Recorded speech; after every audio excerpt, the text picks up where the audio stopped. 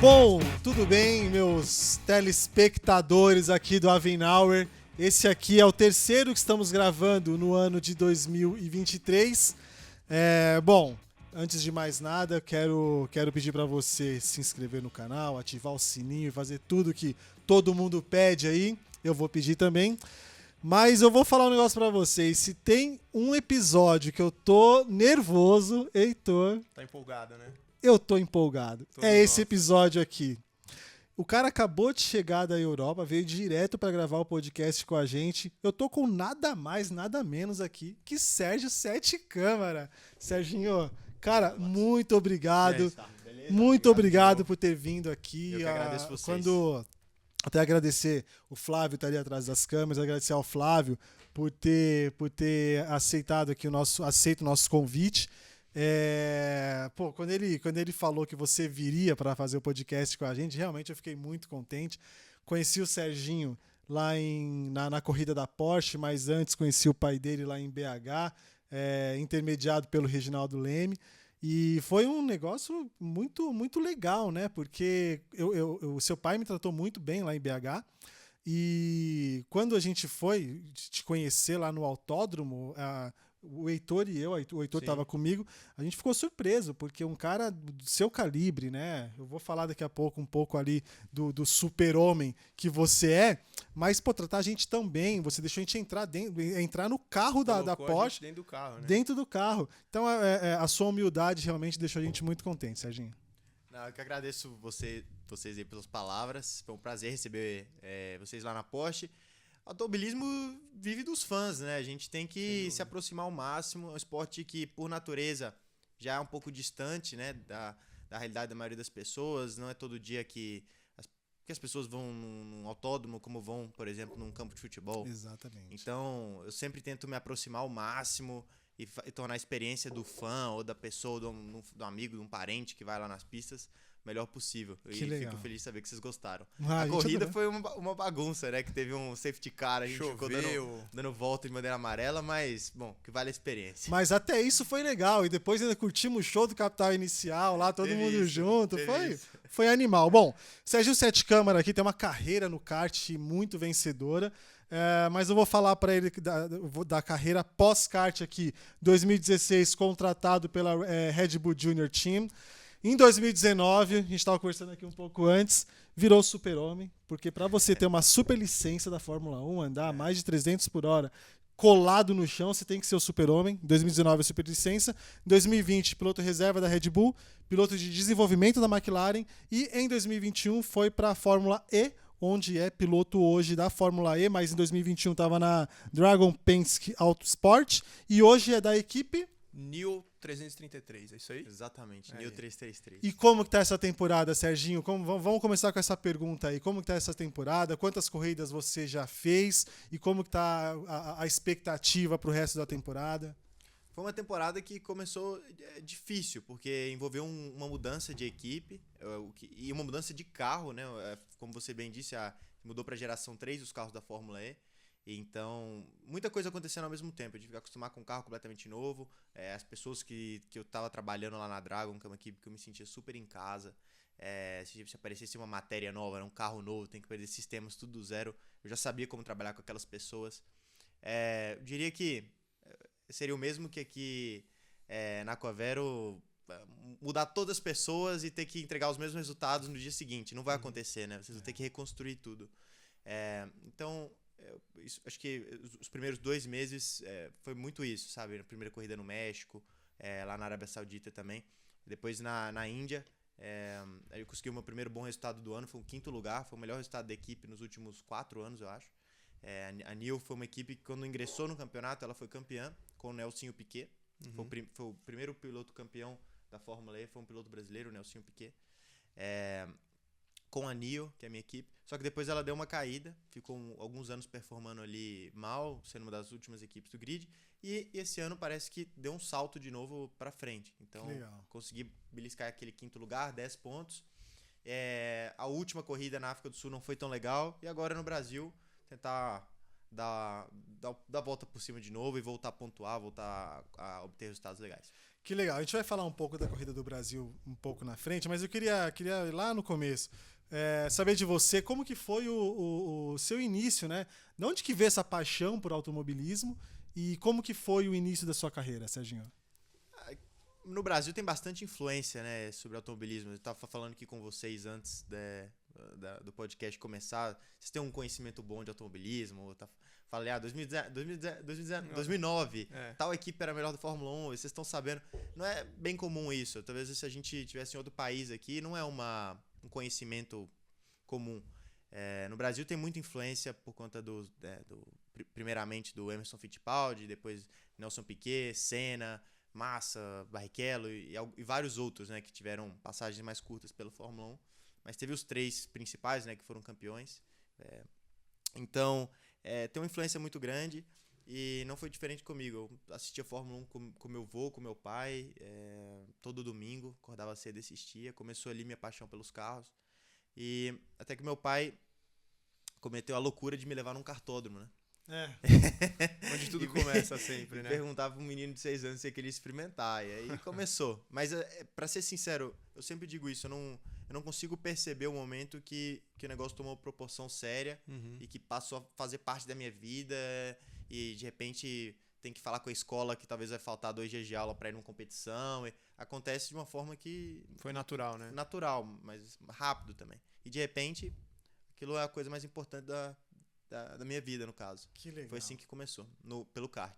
Que legal. Conversando um pouco até com o seu pai, ele falou dos desafios de ser o pai de piloto e tal, contando que esse carro esse ano da Fórmula E, acho que você comentou com ele que sai um pouco mais de traseira, não sei, talvez você esteja um pouco mais perigoso do que... Existe isso, não? O carro está um pouco mais perigoso do que os outros carros, já que é uma geração nova. Existe isso, não? Com certeza. Agora, o problema até que foi consertado. Eles, logo na segunda etapa, na Arábia Saudita, eles implementaram os freios no eixo traseiro do carro, freio mecânico, mas... o carro inicialmente não tinha freio atrás, só tinha freio na frente. Ele freava com um motor. Então, 80% da capacidade de frenagem do carro era através dos motores elétricos. Freio motor, regenerava energia. E regenera ainda é o caso. E aí, qualquer coisa que você pedir a mais do que o motor aguenta frear o carro, aí ele complementa com o freio dianteiro, né? Na pinça, né? Freio mecânico. Mas...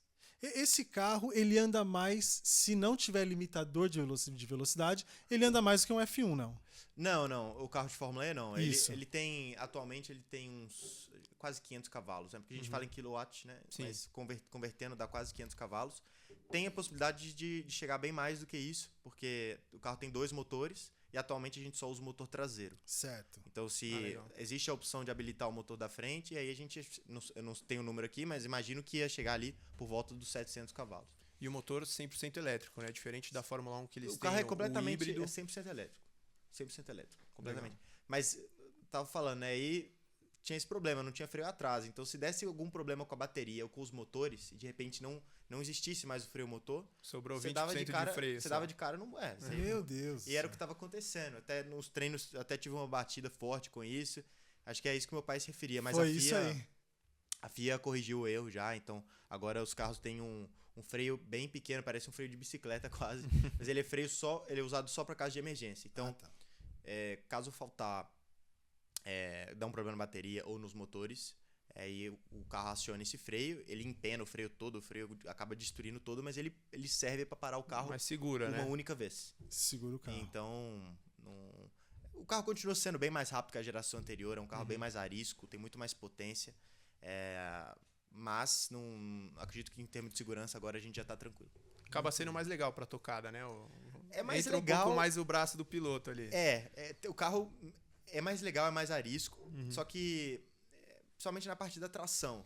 Na parte da frenagem é um carro que tem muito controle de sistema, sabe? Legal. As equipes. Eu acho isso um ponto negativo, assim, porque como piloto, você quer que o carro seja o mais... Mecânico ali possível, né? o mais puro possível, mecânico. Você não quer que tenha um monte de assistência, o carro inteligente demais. Se não vira videogame, né? Se não vira videogame, isso. E o carro da Fórmula E, ele hoje tem isso talvez um pouco demais. Espero que seja uma coisa que vá mudando ao longo do tempo. Pô, Sérgio, mas você tá sentado lá. Você tá a 300 km por hora. Mais de 300 km por hora. Não tem... pra gente que não anda, né? O Heitor aqui, ele pilota ali a mesa de renda variável. Eu piloto o time de marketing aqui da Aquavero. Pô, a gente nem imagina sentar num carro desse e andar como que você anda. Por mais que tenha controle, né, Heitor? Que tenha aquele controle ali mais computadorizado e tal, pô, você tá no meio da bagunça ali, né? Eu acho que se resume, no final das contas, a quantidade de responsabilidade que você tem e o domínio que você tem também naquela área, né? Uhum. Então eu não me veria nunca fazendo o que vocês fazem, uma responsabilidade muito grande. Imagina, gerir dinheiro de outras pessoas e, enfim, é um trabalho muito complexo e vem com uma responsabilidade muito grande, né? Mas aí, como vocês têm um conhecimento muito grande, uma equipe muito preparada, isso acaba saindo naturalmente, né? E eu acho que no carro é a mesma coisa. Me preparei minha vida inteira para isso. E não são condições fáceis, assim como a de vocês não são. Mas acaba que sai naturalmente. Preparei minha vida inteira para aquilo e respeito muito meus adversários. Eu não tô dividindo a pista com qualquer um. Entendeu? Quando eu entro na curva, sei lá, 200 e é uma manobra meio arriscada, eu respeito muito o piloto que eu tô dividindo ali a curva. Eu sei que ele sabe até onde vai. Tá? Isso é muito importante. Talvez se eu estivesse correndo com qualquer um, você ia tomar o triplo de precaução. Sim, então, já me acostumei. Que legal. Na verdade, a pior fase é no kart mesmo, porque no Fórmula hoje em dia tem tanta proteção, é muito difícil acontecer alguma coisa. No kart que você fica mais exposto mesmo às batidas. Pega roda com roda, sai kart capotando ali. Pneu na sua cabeça, capota e tal. Heitorzão corre de kart, né, Heitor? Eu me aventuro um pouco no kart amador. Inclusive ontem tive etapa, acabei no muro, acho que por isso que eu não segui na carreira, né? A gente seguiu por outro caminho. Mas no kart você fica em desvantagem, o resto do pessoal coloca peso, né? Pô, é 90. Eu tenho meus 100 quilos, né? Eu ponho ainda equipamento, o lastro do campeonato é 90 quilos. Eu já saio 10 quilinhos pra trás. Aí é difícil. Mas a gente tira no braço, né? Tem que ter. A gente tenta. Você tá falando do kart aí, você começou a sua carreira lá em BH, ganhando campeonatos de kart lá, correndo muito aqui no Brasil e foi pra Europa. Qual foi a principal diferença que você notou de correr lá na Europa e correr aqui no seu país?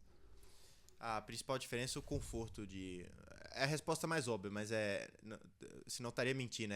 Você voltar para casa entre as corridas, você conhecer as pessoas, é tudo tão mais fácil. Assim, eu digo, se o Brasil se a América do Sul fosse o centro do automobilismo, como a Europa eu diria que talvez metade do grid da Fórmula 1 seria de piloto brasileiro. Você olha para o Stock Car Brasil, o nível dos pilotos é muito alto, por exemplo. Tem muito nível aqui, pilotos argentinos muito bons, uruguaios. Outros países da América do Sul não tem tanta conexão com o automobilismo, mas enfim. Acho que a grande barreira, o motivo que a gente vê poucos pilotos chegando nas categorias principais, é justamente ter que fazer toda a parte de categoria de base, né, do Fórmula 3, Fórmula 2, em condições adversas. Então, morando longe de casa, barreira de cultura, você está dividindo ali uma equipe, por exemplo, uma equipe francesa ou inglesa com um companheiro de equipe que é francês ou inglês. Então o cara já chega entrosando com a equipe, fala o idioma da equipe. Enfim, são uma série de barreiras que acabam prejudicando. Então, a maior diferença foi... Acho que é duas coisas, na verdade. Ficar longe da minha família. Então, psicologicamente, ser muito duro. Uhum. E depois também a parte de entrosar, sabe? Entender a cultura de lá. A forma como as pessoas se comunicam. A forma de trabalhar é diferente. Demora um tempo até você engrenar e estar ali no mesmo nível dos outros pilotos. Demora um tempo. Parece que é besteira, mas quando não você tá lá pra sentir na pele, né? A gente vê, por exemplo, no kart, às vezes os pilotos principais aí dos campeonatos mundial, europeu, vêm pro Brasil, você fala, vai ser um passeio no parque, né? Pra eles vai ser uma corrida de domingueiro quase. E chegam aqui e nem sempre ganham, assim, lógico que eles andam na frente, mas não é que eles ganham qualquer... você ir para um ambiente onde de repente você não tá em vantagem, muda muito. Então, o piloto brasileiro, o piloto da América do Sul, ele sempre precisa ir para a Europa para buscar o sonho da Fórmula 1, de uma Fórmula E da vida, e isso é o que mais complica, tá longe de casa. Ô, Heitor, qual que é o seu ídolo do esporte aqui a motor no Sem dúvida o Ayrton. Ayrton Senna? Eu acho que o Ayrton, eu nasci em 95, o Ayrton foi em 94. Né? Eu não cheguei a vê-lo correr. Acho que dos pilotos que eu tive a oportunidade de assistir, cresci vendo as Ferraris de Schumacher e Barrichello. Pela identidade do nosso Brasil, acho que o Rubinho acaba sendo o maior ídolo que eu vi, mas acho que o Ayrton, para todo mundo que gosta de automobilismo, né, sabe que o Ayrton estava em um outro nível. Para mim também, o Ayrton Senna é melhor. Para mim é o melhor de todos os tempos. Para mim, emocionalmente, é o melhor de todos os tempos, embora com o pé no chão, eu acho um outro piloto melhor de todos os tempos. Que eu posso falar depois, aí posso perguntar isso para vocês também. Esconder o jogo, né? Não, um cara que começa numa categoria como a Fórmula 1, já disputando título, e disputa título em todos os anos que ele correu, exceto o ano passado, que não ganhou, foi o único ano que ele não ganhou nenhuma corrida. O Lewis Hamilton, para mim, é o maior piloto de todos os tempos. Não tem para ninguém. Isso aí dá uma briga no meu grupo do kart. Dá, né? Pra mim. Polêmico. Mas voltando ao Senna, e o dia que eu conheci o Rubinho também, eu fiquei maluco. Serginho, qual que é o seu ídolo do automobilismo? Eu não vou nem falar se é brasileiro ou se não é brasileiro. O seu ídolo do automobilismo? Com certeza também é o Senna. Ele levou o esporte para outro patamar, né? Porque antes você via em algumas frentes. Primeiro que na pista ele é espetacular, ele fez certas apresentações que você não viu de nenhum piloto, né? O negócio de passar todo mundo em uma volta e tá liderando a corrida. É um negócio que a gente nunca viu na Fórmula 1. Ganhar a corrida com um carro muito ruim. Esse negócio de dar volta no segundo com chuva. Isso você vê que ele é completamente fora da curva. Mas isso é o óbvio, isso todo mundo já sabe, né? Ele também, fora das pistas, foi diferenciado, né? Ele profissionalizou. Ele fez com que todos os outros pilotos tivessem que se profissionalizar. Então, se tornando um atleta de verdade, se comportando como um atleta, na parte de treinamento, na parte do media training, né? Saber falar, representar o país como ninguém, né? Então, se tornar um grande ídolo, são coisas que são feitas, né, através dos resultados dele na pista, lógico. O lastro, no final das contas, eram as grandes performances que ele fazia na pista. Mas depois existe todo um trabalho que é feito fora da pista para você se tornar um grande ídolo, um grande exemplo, né? Um role model, né? E ele conseguiu fazer tudo isso. E ainda teve uma carreira reduzida aí por um acidente triste. Mas por todos os motivos e também por ser piloto brasileiro, ele é meu ídolo. Mas eu gosto de falar sempre também você mencionou aí, né, do Felipe Massa e do Rubinho, né? São dois pilotos que eu crescendo, por eu não ter vivido a época do Senna diretamente, eu vivi indiretamente através de histórias que meu pai e meu avô falavam, através de algum documentário, enfim, das pessoas falando.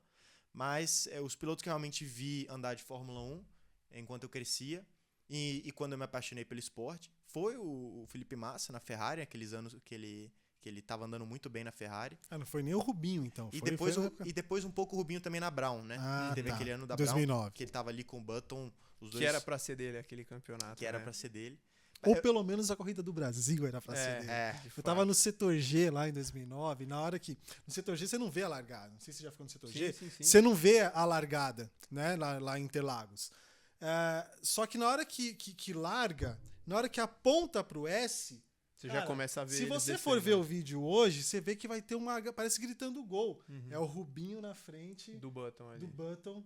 E putz, todo mundo vibrando muito. Além dele poder ter ganhado aquele campeonato em 2009, era pra ter pelo menos a corrida do Brasil, né? Era pra ter ganhado aquele ano. Foi uma pena. Mas assim, ele é um... Naquele ano ele teve ali nos holofotes, né? Sim. Imagina, pra um moleque que tá começando no kart, a Fórmula 1 é um negócio muito distante. Aí você vê a sua bandeirinha lá, a mesma bandeirinha que a sua, no pódio da Fórmula 1, entendeu? Ganhando corrida e tal. Isso pra mim significou muito. E principalmente ali no comecinho, com Massa na Ferrari, que foi quando eu comecei a criar paixão pelo esporte, faz muita diferença você ter hoje um moleque que está começando no kart, ou a menina que está começando no kart, ela assiste Fórmula 1, é um grande show, a Fórmula 1 cresceu muito. A gente pode até falar disso, né, do tanto que a Fórmula 1 cresceu nos últimos anos, mas não tem um piloto brasileiro. Pois é. Na minha época eu tinha, então eu ligava a TV e o sonho se tornava menos distante a partir do momento que você vê um piloto brasileiro ali, não só no Sem grid, dúvida, mas ganhando corrida. E batendo roda lá na frente. Batendo roda lá na frente. Então eu tava aqui em Interlagos quando o Massa acabou perdendo aquele título na última volta. 2008. Fiquei comemorando Meu lá Deus. alguns Ele minutos antes de perceber ganhou que ele não aquela tinha... corrida, né? Isso. E o Hamilton na última curva ali na subida. Então, Timo Glock. Eu falei do Senna, que é meu ídolo, mas tem que dar o crédito aí tanto pro Massa quanto pro Rubinho, que foi talvez quem mais me influenciou minha paixão, que teve mais influência, né, na paixão que eu criei pelo automobilismo. E o maior piloto de todos os tempos? Eu diria que... Olha, eu vou dar a mesma resposta que você. Senna, mas por conta dos números, tem que colocar o Hamilton ali na jogada também. Eu vou diferente. Eu vou falar que o Hamilton é o maior, mas o Senna foi o melhor. Isso, boa. Gostei. O Hamilton por causa dos números, né? Gostei. Muito bom. Oi, eu vou trazendo pra cá pro nosso negócio. Fiquei sabendo que o Serginho gosta de mexer no que você mexe. Ações, né? Gosta de investir ali. Gosta, e não só de investir, mas de dar uma operada ali. Eu tô certo, Serginho? Não, essas coisas... Eu gosto de acompanhar, né? Eu sei que a carreira não dura pra sempre. Então eu sempre tenho um cuidado muito grande onde eu tô colocando meu dinheiro. Porque no automobilismo tudo pode acontecer, né? Pode ter algum acidente, Deus que me livre, mas pode acontecer. Ou pode ter uma série de resultados ruins. E o esporte muda muito, né? Aqui no Brasil... o pessoal tem um contato maior com o futebol.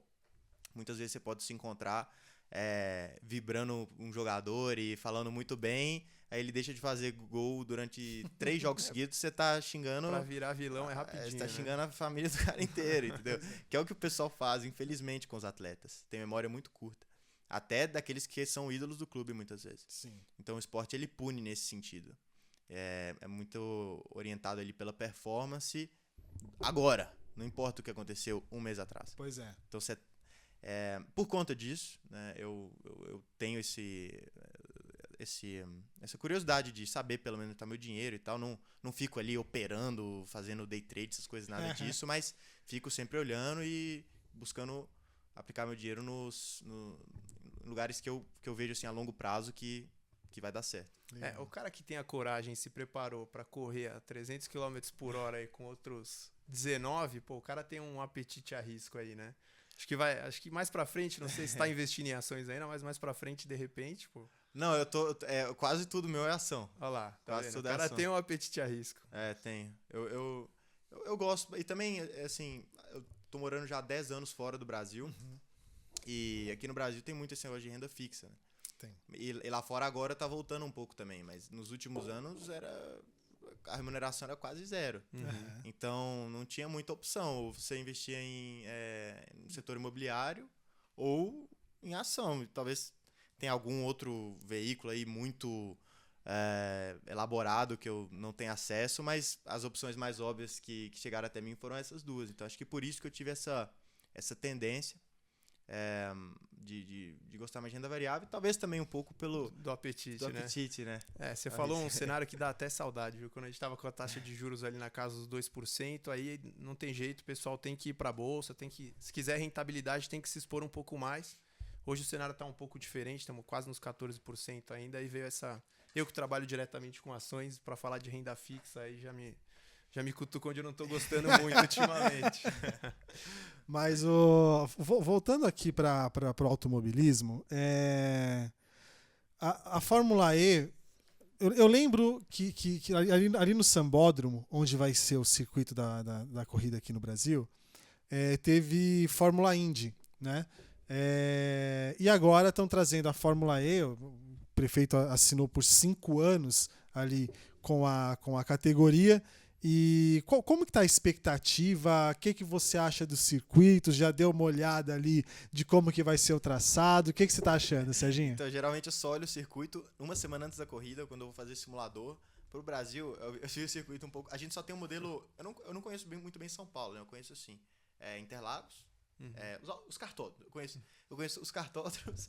Aí você faz um... Granja, Aldeia. Granja, Aldeia e Interlagos, basicamente. E o autódromo ali, Interlagos, que tá junto com o cartódromo, logicamente. Mas é uma cidade muito grande. Pra ser bem sincero, a região ali do Sambódromo eu não conheço. Então... Às vezes, quando eu vejo alguém falar da curva, não, aquela curva tá perto da marginal, não sei o quê, não sei... Cara, não tem noção do que essa pessoa tá falando.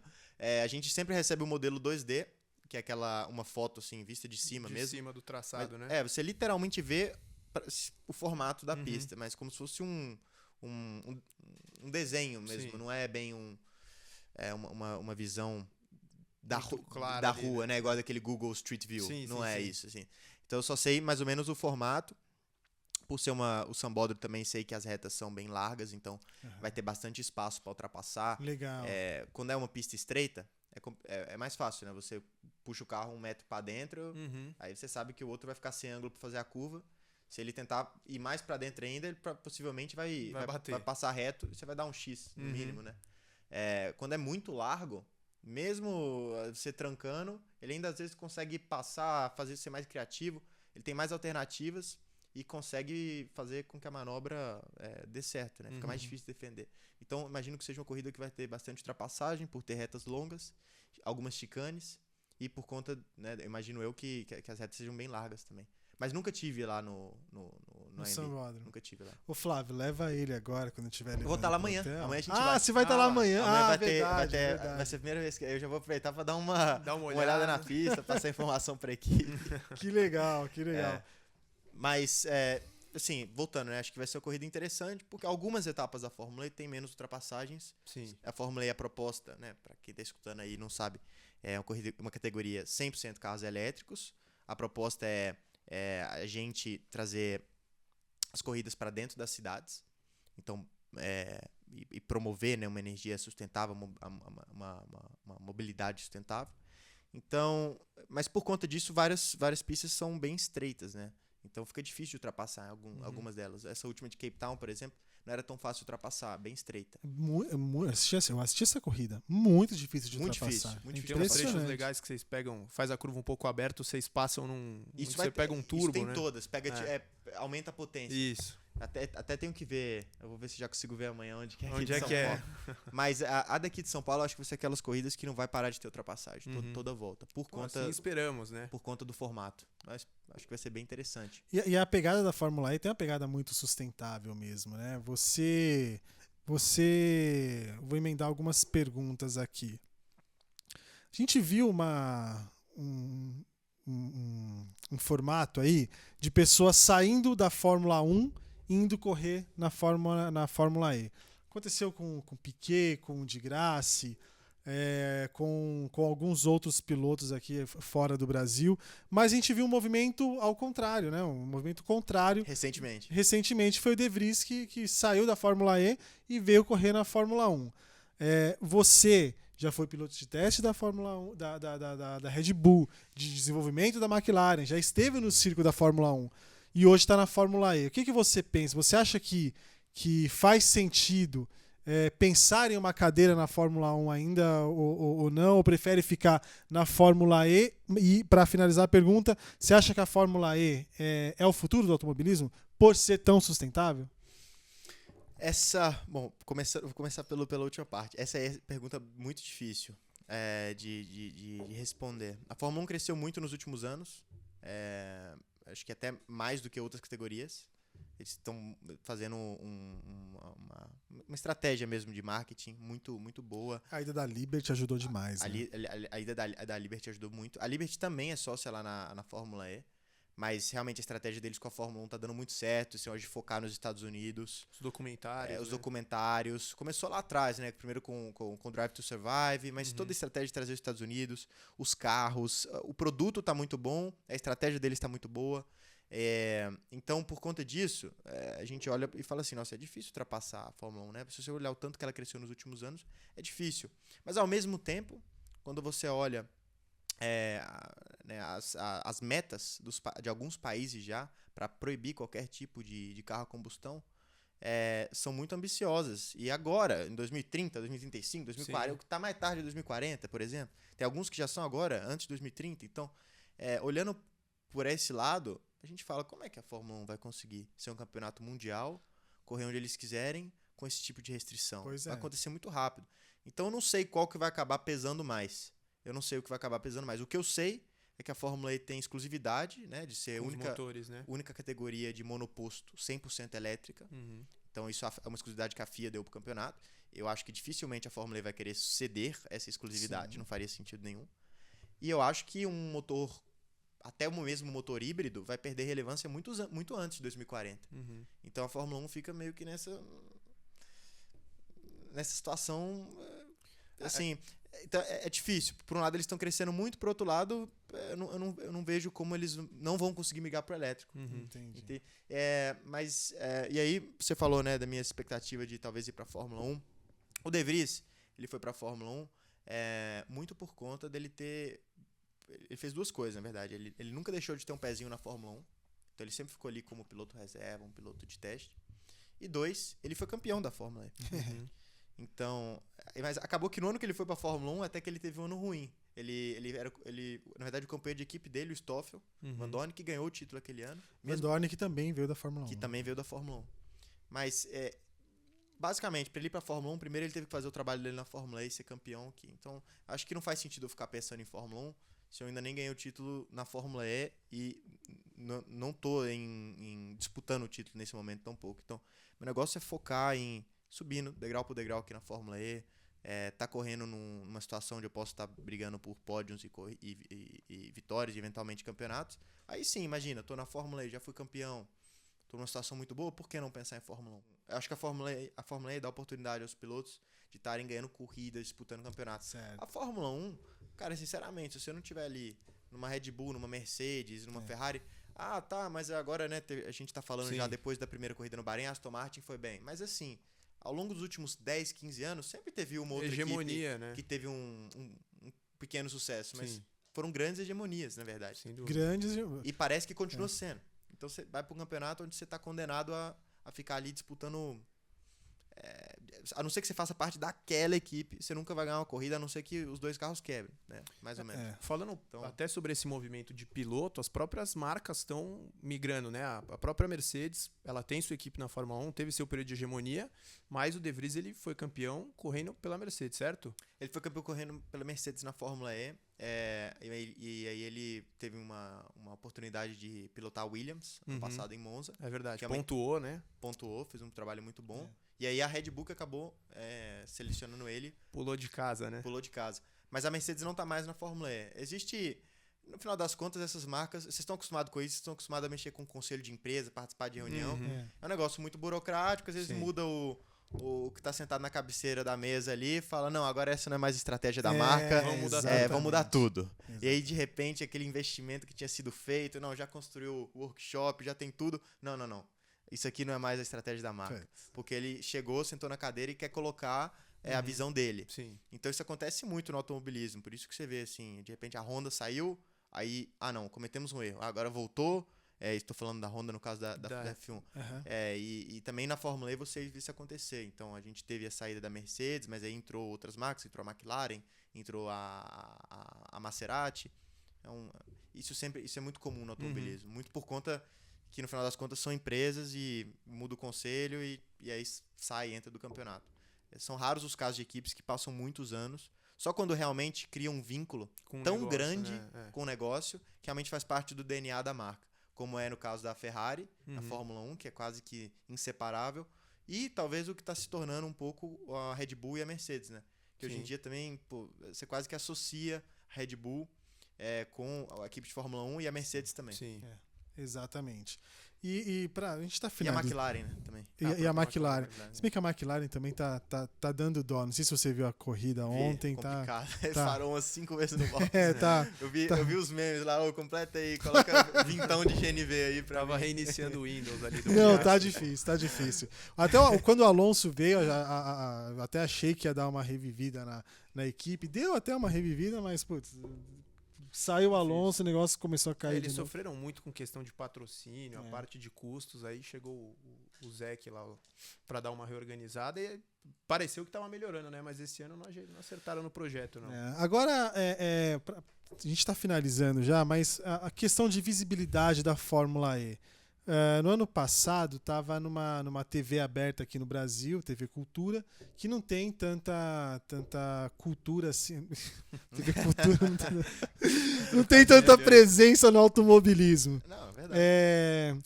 Hoje, quem transmite a Fórmula E é a mesma emissora que transmite a Fórmula 1. Você acha que isso ele também joga a favor da visibilidade aqui no Brasil, tendo 2 pilotos brasileiros, 2 pilotos com chance de vitória? Você acha que tudo isso traz uma visibilidade boa para a categoria? Com certeza, acho que sim. Ano passado a gente tinha 2 canais de TV, né? Então passava no Sport TV, TV fechada, e aí passava na TV Cultura. Era uma combinação boa também, mas acho que a Band, ela meio que se tornou o canal do automobilismo. Pois é. E a Fórmula 1, como a gente já falou aqui, né, tá indo muito bem. Então, acho que você tem que estar meio que naquele mesmo pacote ali, fazendo parte ali. O brasileiro que gosta de automobilismo, ele vai ligar provavelmente ali na Band e vai estar passando alguma coisa de corrida, porque eles estão passando Stock Car, Fórmula 1, Fórmula E, acho que tem até outras aqui que eu não citei. Em especial no domingo, né? A Porsche Cup, tá passando Porsche lá Cup, também. então é interessante fazer parte de tudo aquilo, porque o mesmo telespectador acaba assistindo todas essas categorias. E aí, quando você está num canal completamente separado, às vezes as pessoas nem pensam. Hoje a vida das pessoas é muito corrida, a pessoa não tem tempo para ficar olhando onde vai passar e tal. Muitas vezes é só, né, a praticidade de ligar naquele canal que está sempre passando corrida e ficar nele. E se não tá passando Fórmula E, a pessoa acaba não assistindo Fórmula E. Ela não vai ficar navegando lá ou talvez ficar olhando na internet onde vai passar. Poucas pessoas fazem isso com qualquer coisa, né? Então, acho que é importante sim, tá num canal que a pessoa já pensa naquele canal, pensa automobilismo e tá com uma equipe super preparada, né? De comentaristas e narradores preparados para apresentar uma coisa de automobilismo. Não que as outras não tivessem, mas a Band realmente está se especializando muito nisso, né? Acho que contratou umas, 10 pessoas só da parte de automobilismo nos últimos anos. Então, achei que foi uma coisa boa para o campeonato. E principalmente agora, estando no Brasil. Estando no Brasil, e já tinha 2 pilotos brasileiros, mas agora com essa etapa no Brasil, acho que mais importante ainda. Muito legal. Bom, estamos finalizando aqui. Dia 25 é a corrida. A corrida é num sábado, né? Então tem toda uma experiência ali no autódromo. Ingressos à venda, né? Tem ingressos à venda ainda. É só consultar ali por EPRIX. Não chama Grand Prix, chama EPRIX. Chama EPRIX. Colocar aí EPRIX São Paulo, vai aparecer. É dia 25 de março. Dia 25 de março lá no AMB. Mas dia 23 de março teremos um evento aqui da Aquavero com o Sérgio Sete Câmara em uma grande concessionária aqui, uma grande marca uma grande marca automotiva aqui em São Paulo, com a presença ilustre do Sérgio Sete Câmara. Eu vou interpretar isso como um convite, hein, Marcão? Quero estar presente, hein? Isso foi um convite, Heitor. Você vai estar presente. Estarei presente. Mas, Sérgio, obrigado por ter vindo. Eu fiquei muito contente, de fato, de você estar aqui conversando com a gente. Acho que foi um super papo. Gostei demais. Espero que você tenha gostado também. Gostei demais. A estrutura aqui de vocês é muito interessante. Eu conheci aqui os 2 andares aqui da Aquavero. Obrigado pela atenção de vocês dois. Foi bom demais bater esse papo. A gente com certeza se vê no final de semana do EPRIX de São Paulo. A gente se vê no dia 23. No dia 23, depois no dia 25. E depois também. No dia 25. E mais uma vez você estava falando, né, da estrutura, né, da corrida de Fórmula E. Acho que para quem nunca... Na verdade, acho que quase ninguém foi, né, porque é a primeira corrida em São Paulo, Brasil. Mas vale muito a pena conhecer. É um campeonato muito mais aberto ao público. E até mesmo quem compra um ingresso normal de arquibancada, acho que vai ter uma experiência muito mais próxima ali do evento, do ponto de vista de experiência, do que em outros campeonatos. E principalmente campeonatos internacionais, que são geralmente muito fechados e tal. Então, acho que vale a pena curtir essa experiência. Obrigado, Heitor, meu sócio, operador da mesa de RV ali, de ações derivativos. Muito obrigado. Eu que agradeço, Marcão, por mais uma oportunidade aí de bater um papo com o Serginho. Sabe que a gente gosta muito. Serginho, de novo, obrigado. E boa sorte aí no dia 25, a gente se vê de novo. Mas já antecipando, boa sorte para você, uma boa corrida e que, quem sabe, trazer um caneco aqui, né? Vamos com tudo, esse é o objetivo. É isso aí. Agradecer também, só para finalizar aqui, agradecer de novo ao Flávio, agradecer ao Sérgio Sete Câmara, pai, né, o pai do Serginho aqui, que está convidado para participar do Avinauer.